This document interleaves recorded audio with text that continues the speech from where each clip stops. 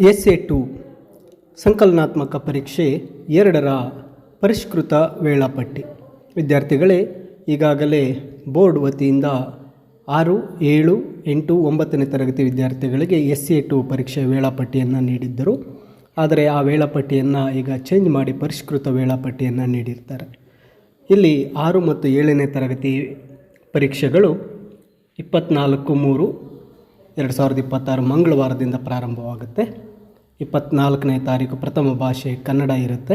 25ನೇ ತಾರೀಕು ರಜೆ ಇರುತ್ತೆ. 26ರಂದು ಗಣಿತ ವಿಷಯ ಇರುತ್ತೆ. 27ನೇ ತಾರೀಕು ದ್ವಿತೀಯ ಭಾಷೆ ಇಂಗ್ಲೀಷ್ ಇರುತ್ತೆ. 28, 29, 30, 31 ರಜೆ ಇದ್ದು 1ನೇ ತಾರೀಕು ಬುಧವಾರ ಸಮಾಜ ವಿಜ್ಞಾನ. ಮತ್ತು ಏಪ್ರಿಲ್ 2, 3ನೇ ತಾರೀಕು ರಜೆ ಇರುತ್ತೆ. ಏಪ್ರಿಲ್ 4ನೇ ತಾರೀಕು ವಿಜ್ಞಾನ ವಿಷಯ ಇರುತ್ತೆ. ಏಪ್ರಿಲ್ 5ಕ್ಕೆ ಭಾನುವಾರ ರಜೆ.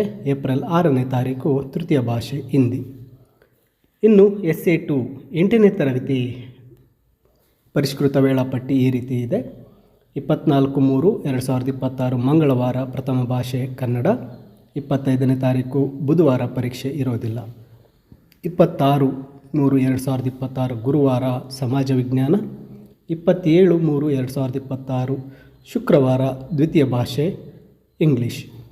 28, 29, 30 ಮತ್ತು 31 ರಜೆ ಇರುತ್ತೆ. 4 ದಿನಗಳ ರಜೆ. 1ನೇ ತಾರೀಕು ಬುಧವಾರ ಗಣಿತ ವಿಷಯ 8ನೇ ತರಗತಿಗೆ. 2 ಮತ್ತು 3ನೇ ತಾರೀಕು ಪರೀಕ್ಷೆ ಇರೋದಿಲ್ಲ, ರಜೆ ಇರುತ್ತೆ.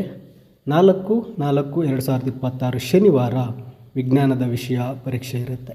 5ನೇ ತಾರೀಕು ಭಾನುವಾರ ರಜೆ ಇದ್ದು 6ನೇ ತಾರೀಕು ಸೋಮವಾರ ತೃತೀಯ ಭಾಷೆ ಹಿಂದಿಯ ಒಂದು ಪರೀಕ್ಷೆ ಇರುತ್ತೆ 8ನೇ ತರಗತಿಗೆ.